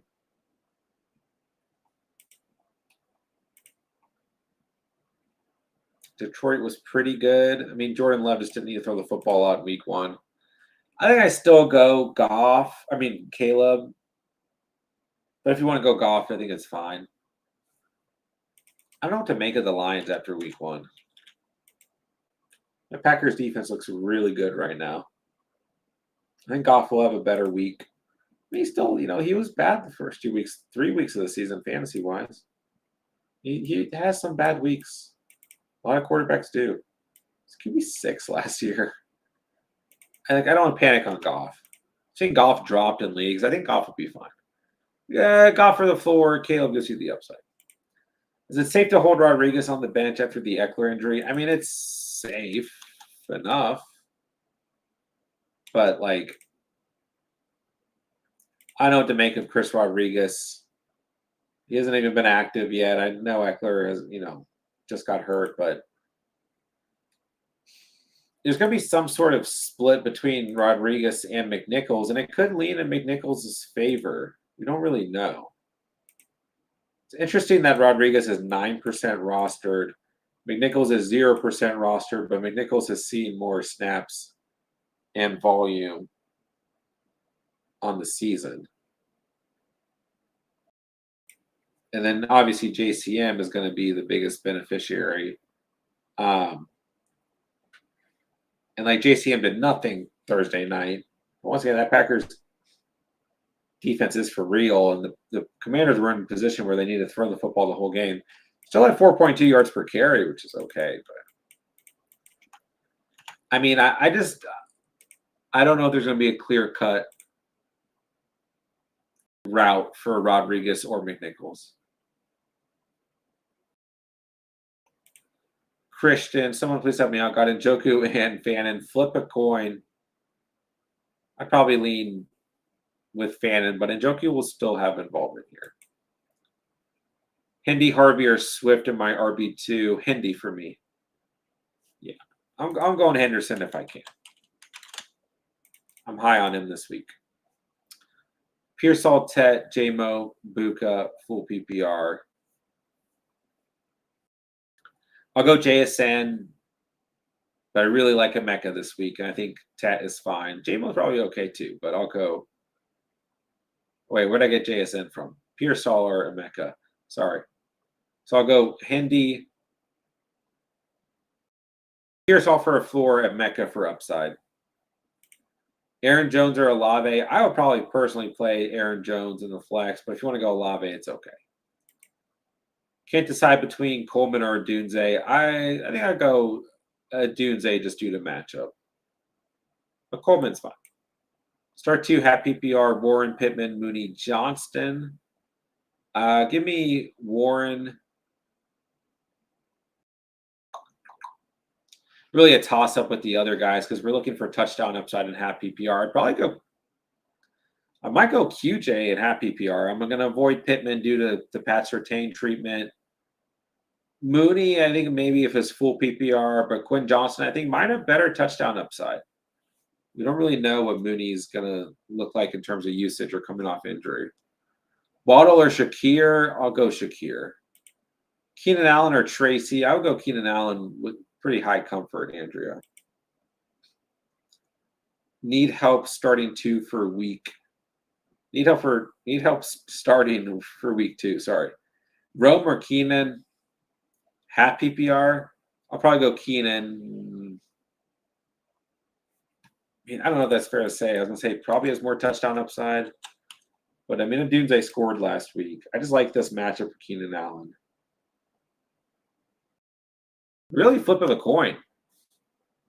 I see a pretty similar floor and ceiling for both these guys. Have a stash spot. How do you feel about Benson or Chubb? I mean, I think if you need immediate help, Chubb is the more valuable player. He didn't do much in week 1, but he got the bulk of the carries. You know, I mean, Woody Marks had 3. Gumbawale had 2 and 2 targets. Pierce had 3. What a mess. But yeah, Chubb had 13. So I think I go Chubb. World needs to pump the brakes on Fannin. That could be true. Flacco took what the defense gave him on a 71% snap share. It wasn't making explosive downfield separation. Yeah, I mean, that's fair. But sometimes that's all you need is the volume, right? For me, it's more so if the matchup wasn't great this week, I wouldn't be as high on him as a streamer, but matchup is good this week. 18 PPR Superflex, need 2, JMO, Allen, Warren, or Shakir. So Sport Dog. I'll go Keenan Allen. I do like Warren a lot this week, but if you want the upside, go JMO. Shakir is okay too. Half PPR, Sutton or Igbuka. These are 2 guys who score a lot of touchdowns. So, oof. They both have good value in half PPR. I think it's Sutton for the floor, Igbuka for upside, but I like both. Can't really go wrong. I think I'd still go Sutton, but it's very, very close. Adam Schefter reported that Carroll said Bowers looked terrific in practice, is expected to play. Let's see if Sleeper has it up. Expected to play Monday. Yeah. There you guys go. I mean, that's good news. Just roll Bowers. It's good news if you're a Bowers owner. Thank you, Tommy, for your inside information. Full PPR start 2, McMillan, Javonte, Jacoby. I'll go Jacoby and T-Mac, but I think Devontae will have a good week. Tommy's, no worries. Thank you for ever being a member to the channel at any point. Odds, Charbonnet takes over the backfield being pretty high, 50-50. I talked about this in the offseason. Dylan Sampson worth holding on to. Judkins coming back. Yes, he'll still be able to retain this pass catching role. So, absolutely. You know, and Judkins going to have to be eased in somewhat. Not completely, but somewhat. And yeah, there's undoubtedly going to be a big role in a team that's going to throw the football a lot and be playing from behind a lot. So, yeah, Sampson will be okay. Was offered Olave and Stevenson for Pacheco. Bucky, Gibbs, Chuba. I mean, I don't think Ramondre Stevenson brings you any value. It's really Olave for Pacheco. If you're hurting that wide receiver, I think it's fair. Bucky, Gibbs, Chuba are going to be leading your team in terms of running backs anyway. So, man, I don't think the world's over for Pacheco or anything. Don't get me wrong. But the writing's on the wall here. The only issue is I think Olave helps in terms of like a desperation flex or wide receiver depth. But once again, don't forget he got banged up last week. Could be banged up at any point. Start Kyron or Hall. Who?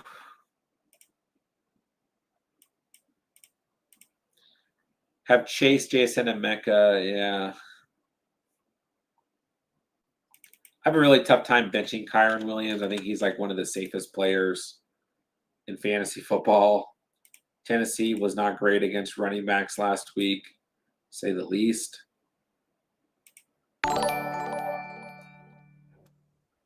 You can't really go wrong. I do really like Breece Hall this week.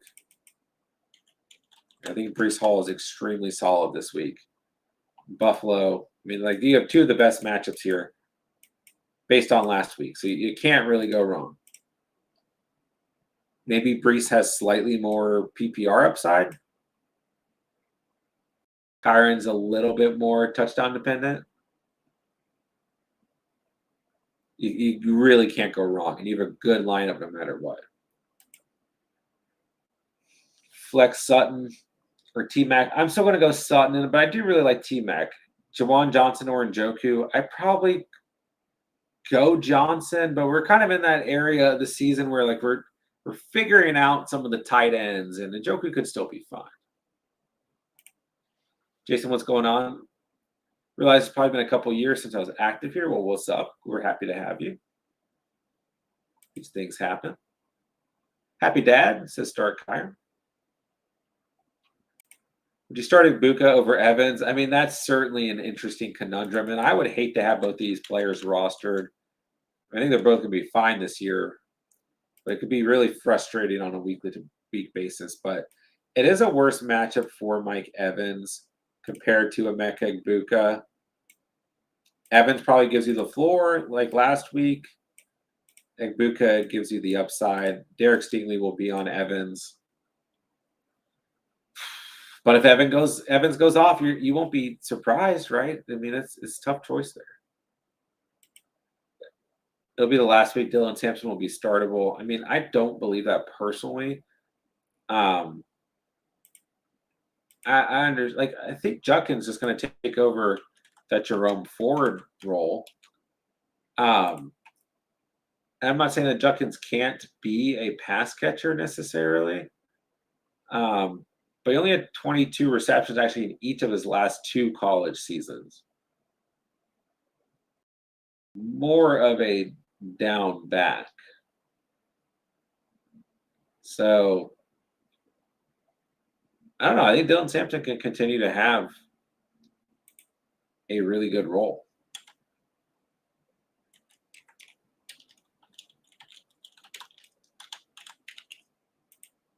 And I mean, you just have to understand, like, this is a Browns offense that's going to need to throw the football a lot. So, and once again, I think Junkins will kind of be eased in to a degree. But yeah, we have to remember, Trayvon Henderson,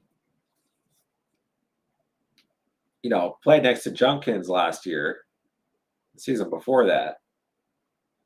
I would argue he was more the receiving back. We only had 27 catches last year, 284 receiving yards. I don't know.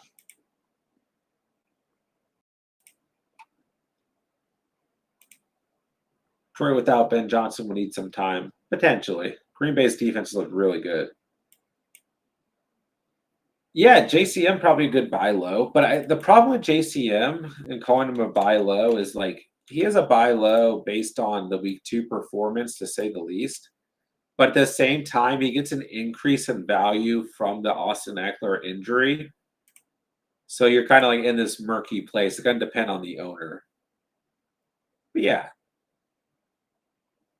I would agree. Hindi bouncing back. Yeah, Henderson should have a big week for sure. Who do you think is a true wide receiver one for New England? Diggs or Booty? Diggs. Diggs is lining up as a wide receiver one. He's drawing the number one defensive pressure, so it's still Diggs. I think there's like this crazy stat with Booty. It's like, yeah, so like 4 of his last 5 starts, he's had 20 or more fantasy points. I don't know what it was. 100 or more receiving yards or a touchdown. I don't know. Some specific stat I saw about that. Bernardo received this trade offer, giving Gibbs, Eckler, Jennings, and Bigsby receiving Swift, Emeka, Olave, Harvey. I mean, this is a lot of noise for Gibbs for Ibuka. I mean, why is Eckler in this trade? They're just going to drop Eckler. He's out for the year. I mean, that helps you. I'd rather have Swift, Olave, or Harvey than Eckler. But does the guy you're trading with not realize that? This is really a lot of noise for Gibbs versus Ibuka. So it depends on the entirety of the roster. Gibbs, Ibuka is probably fair. I'd probably still lean Gibbs as much as I like Emeka Ibuka. Anyone wins over Eckler. Jennings, Olave is pretty close. They're both like banged up. I'd rather have Harvey than Bigsby. This is a weird trade. This is going to depend on the roster.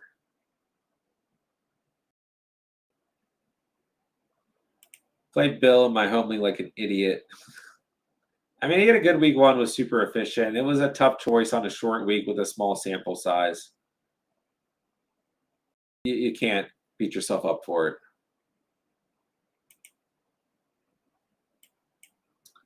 Should I trade Chase Brown, J-Mo, Pittman for JT and JSN?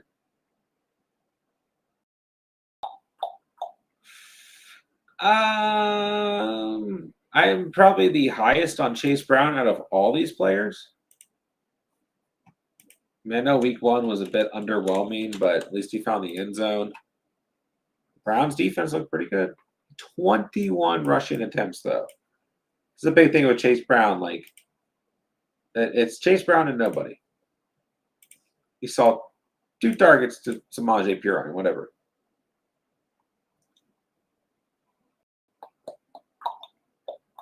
Might depend on the roster. Who becomes your RB2? I mean, JT, like, who's your RB1?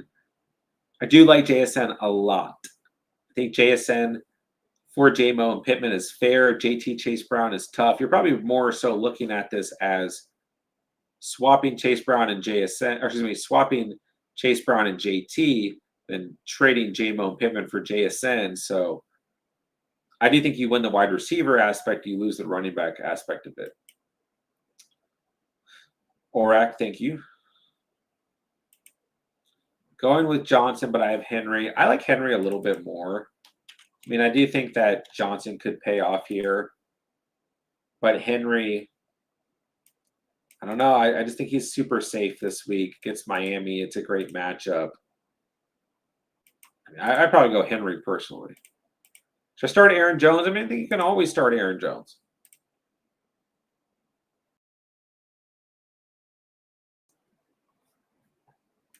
Depends on who else you can start. But yeah, I mean, Aaron Jones is always going to retain this pass catching role. But Jordan Mason did look quite good in week 1.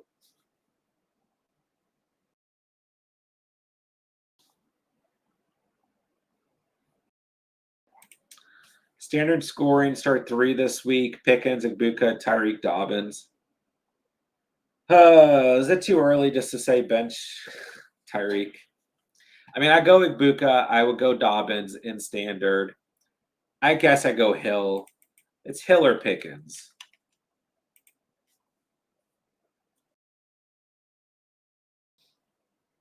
Who would you, Hill or Pickens? Who would you guys do? In standard, who has the touchdown upside? I don't. I guess. I mean, Pickens has the. Does he have the better matchup?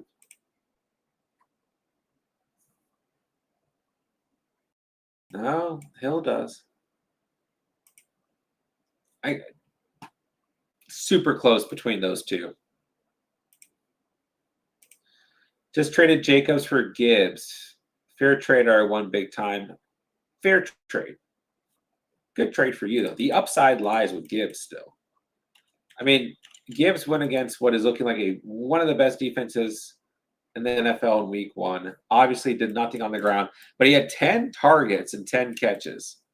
So you think about, against softer defenses, if Gibbs sees that type of volume through the air, like it's huge. Yeah, Jacobs is about as safe as it's going to get on a week-to-week basis. But is his ceiling incredibly high? I don't know. But last year, he had double digits for Jacobs every game except for one, the Malik Willis game, right? So then this stretch of just weak defenses helped him out so much. Jacobs very safe, and I really like him. Gibbs, I don't know. It's a good trade for both sides. Gibbs has the upside. Keenan Allen, Kenneth Ridley, and PPR. Man, call me crazy. I'll go Keenan Allen here. But I do like Walker. He does hold a lot of risk, though. But I'll go Keenan Allen over Ridley. What's up, Joe Jam? Both my questions involve the Broncos. Do you start Fannin over Ingram? Do I drop Mims for Franklin? Duck connection real? I mean, I can go Fannin over Ingram if you feel better there. That doesn't really concern me. The Broncos wide receiver 2 is going to be really hard to figure out. I mean, yeah, Torrey Franklin had nice involvement in week 1. But, Pat Bryant, I guess, is on this roster. I think Mims and Franklin could be really frustrated on a week-to-week basis. Mims is only on the field for 53% of snaps, but Franklin only on the field for 59% of the snaps.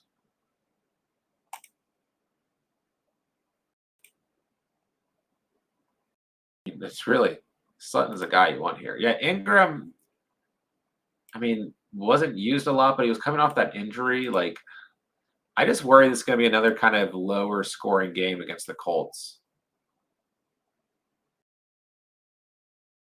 So I think I go Fannin, and then I think anyone's guess is as good as mine in terms of what Broncos wide receiver 2 is worth rostering. Could be very up and down with those guys. Should I trade Nico for ETN?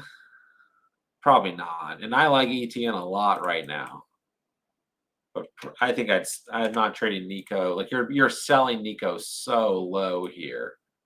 He gets a much better matchup this week against Tampa Bay. I mean, they still finished pretty good last week, but that was a weird game. I don't think I would trade Nico for ETN. And I like ETN a lot.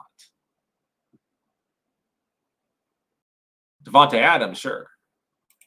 Superflex, Penix, or Geno. I'll go Penix. But Geno's a good floor. I'll go Penix.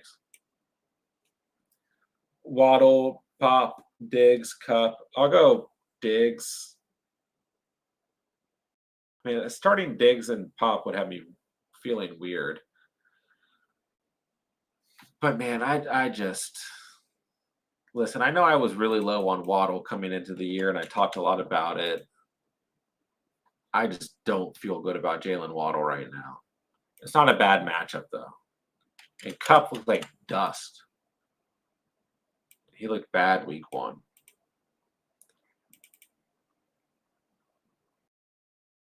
Pop and Diggs. Oh, you'd have to trade. Oh, you get ETN and Adams in that trade. I don't think I can do it. I don't think I can trade Nico for both those guys. And I like ETN a lot. I think Adams will be much better. I still don't think I can trade Nico for. Nico's still in a larger tier. Just a bad time to sell Nico coming off of such a low scoring game for him.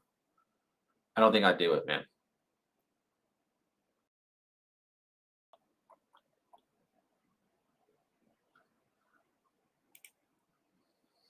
Half PPR, Dobbins or Swift. I'll still lean Dobbins.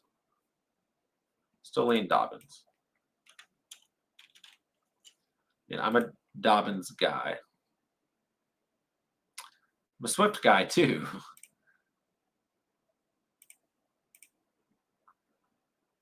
And the usage in a Sean Payton backfield, I guess, could change. Who knows on a week-to-week basis. But I'll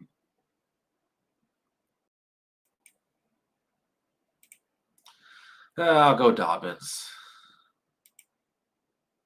Oh, you got Coleman?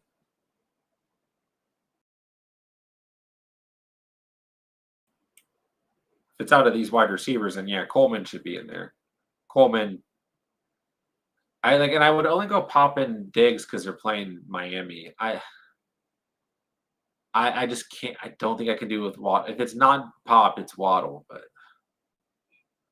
leave that one up to you. Thoughts on my hat PPR 6-point passing team: Mahomes, Ladd, Hill, A-Chain, Bill, McBride, Pickens, Worthy, Dobbins. I mean, it's fine. You're obviously hurting with Worthy. You're not feeling great about Tyreek. Bill hurt you this past week. Pickens looking like boomer bust. But there's plenty of time. We'll be fine. Problem is you are lacking some touchdown upside, which you really need in half PPR. A-Chain, fine. Mahomes is probably fine here. Dobbins a good value for you, but yeah, like guys like Tyreek, even Ladd. I mean, Ladd will be fine. But Tyreek, Pickens, with his ups and downs, Worthy being hurt, you do have some potential to be concerned about. Yeah, if you're going to trade Nico, you got to wait till he has like a much bigger game. You don't want to sell him at low value here, even if you need an RB2. If you can get the right running back, that's fine, but I don't think that, much as I like ETN, I think Adams will be okay. I still don't think it's enough for Nico for me. Ridley or Javonte in the flex. In half PPR, I will go Javonte. Yeah, I know, like, we didn't talk a lot about Javonte today, and it's like one of the only times I've said two-start Javonte, but yeah, I like Javonte against the Giants this week. Depends on who else you guys have. So far, I like the other options, but yeah, it's a great matchup for him. Should be a good floor. Should I start Drake May or Bo Nix? I would probably personally still go Bo Nix, but if you want to go Drake May, I think it's completely fine. Completely fine. I think Nix will be fine, but Drake May is a really good matchup. So if you want to take the matchup against the Dolphins, I'm okay with it. He did throw the football a lot last week, 46 times. Thoughts on my 10-team standard scoring: Lamar, C-Mac, A-Chain, Walker, Dobbins, Pacheco, B-Rob, Hill, Ibuka, Rice, Pickens, Warren, Kraft. Should I drop B-Rob for Fannin? I mean, you could, or you could kind of wait just to know that you have a droppable player or a pure handcuff. I mean, having B-Rob isn't bad for you since you have C-Mac, but you have Warren and Kraft. Like, you already have a starting tight end and a flexible tight end. You know, what more is Fanning going to do for your roster other than be a potential flex? Which maybe you need to a degree with your wide receivers. Like, you got Pickens is boomer bust, Rice is not startable, Tyreek is a big question mark. So, I mean, for standard, that's the other thing here too. If it's standard, like, Fannon's going to be much more valuable in full PPR. And I would argue in standard, you should be starting Kraft over Tyler Warren. He's going to have more touchdown upside than Tyler Warren. And I would have said that before Thursday Night Football happened. You guys were following the channel in the offseason. Tyler Kraft, I think Tyler Kraft is my most drafted. He's got to be one of my most drafted tight ends on Underdog, but he is my most drafted tight end in redraft settings, easily. I was actually a little worried because I drafted so much Tyler Kraft. All right, he's not my most drafted in Underdog. He is 1, 2, 3, 4, 5, 6. So my 8th most drafted, tied with Hunter Henry for 7th, both at 12.5%. Andrews, Kate Auden, Kincaid, Ertz, Johnny Smith, Evan Engram in front of him, but yeah, Evan Engram and Johnny tied for my most. Anyways, yeah, like I had Kraft starting in so many leagues Thursday night that I benched him in my home league against one of my good friends that I was already talking smack to. So I did not win that. But yeah, I have a lot of Kraft this year. And yeah, the point being is the touchdown upside will be there, especially with Jaden Reed being hurt. And that was kind of the thesis going into the year. There's so many injuries to these Packers wide receivers. Sorry, I went on like a off the wall tangent there for a minute. But Lamar, CMC, A-Chain. I like the depth with Walker and Dobbins. Yeah, I just don't know if you need Fannin on this team as much as I like him. And Stan, if it's full PPR, like whatever, he can be a flex for you. But in standard, I don't know how much more value he brings you, especially since you have C-Mac. I'd probably just keep Brian Robinson. Next question would be, rest of the season is my RB2 behind Chase Brown, Swift or Harvey? Swift probably higher floor, Harvey higher ceiling. I agree. I'm kind of a Dobbins believer, so to speak. I still think Harvey can have a nice role here, but I think the safer bet is Swift. So this early in the season, it's hard for me to tell you guys like to not take the safer bet. So I'd probably say Swift as of right now, but that could change over the next few weeks. How long do I have to wait? I mean, that's up to Sean Payton, which is very, very difficult to say in terms of if you're waiting on Harvey.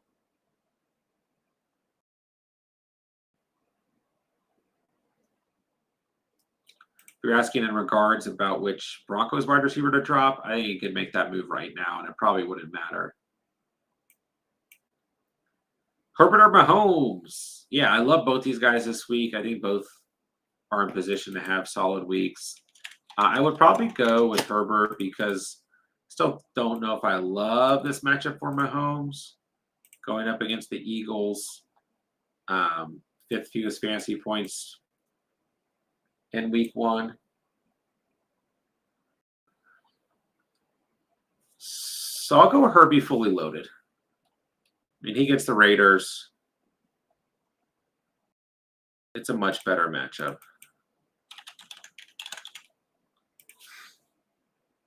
So for me, I'm going Herbert.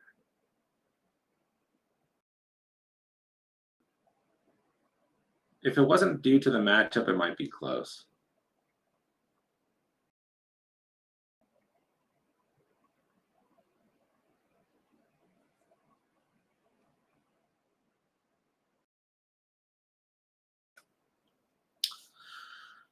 Thoughts on Caleb Johnson? I mean, an Arthur Smith system is never good for fantasy, it feels like. And the big thing is he has such an early bye week that I think if you need to make roster moves right now, you can probably drop him. He might get picked up. Someone might stash him, but like if you're hurting at other positions, I just don't know.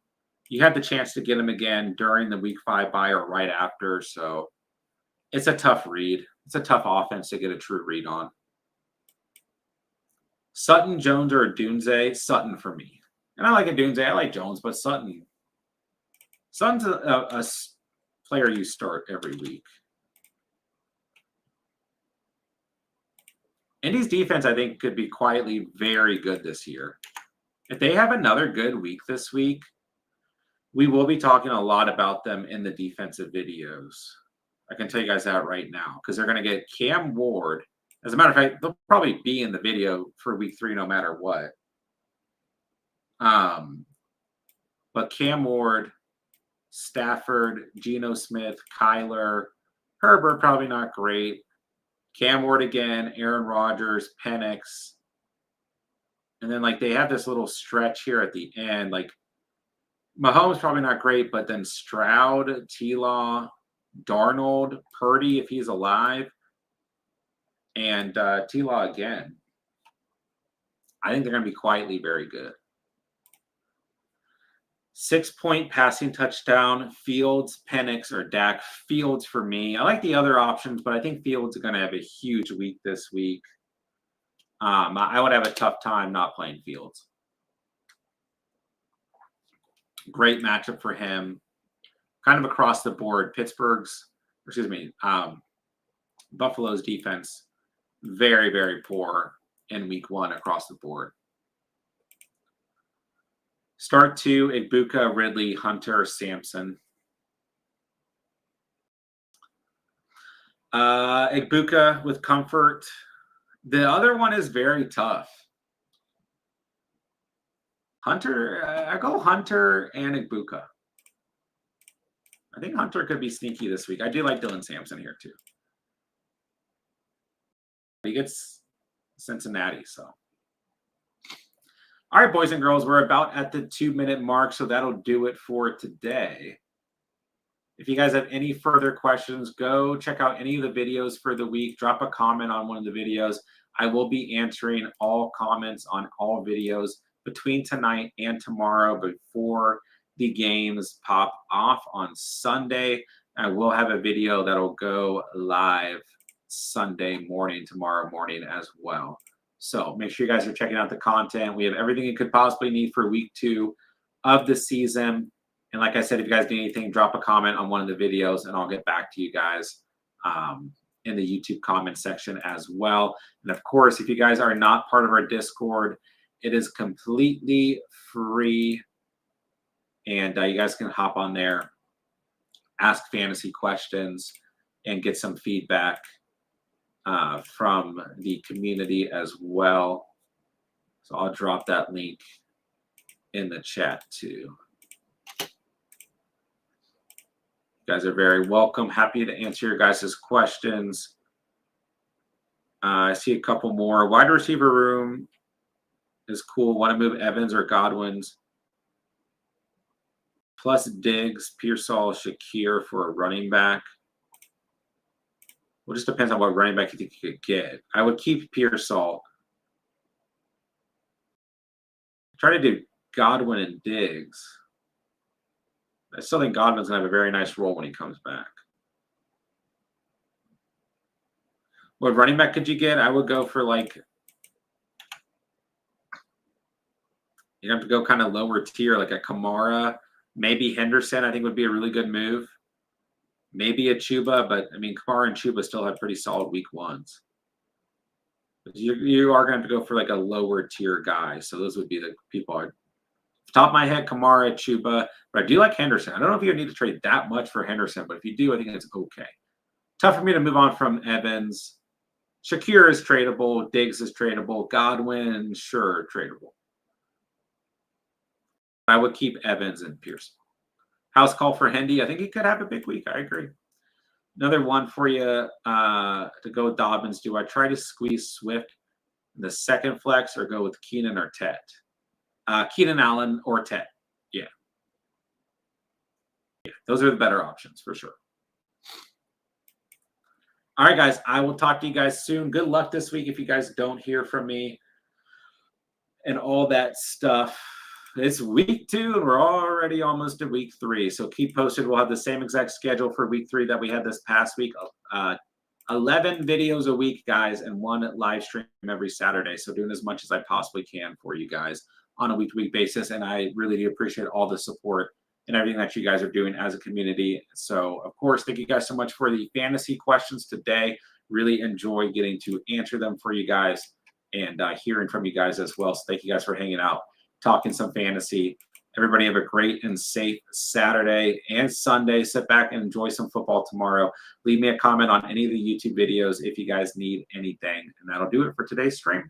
With that, I'll say thank you guys so much for watching and or listening. And remember, you saw it here on The Catch. And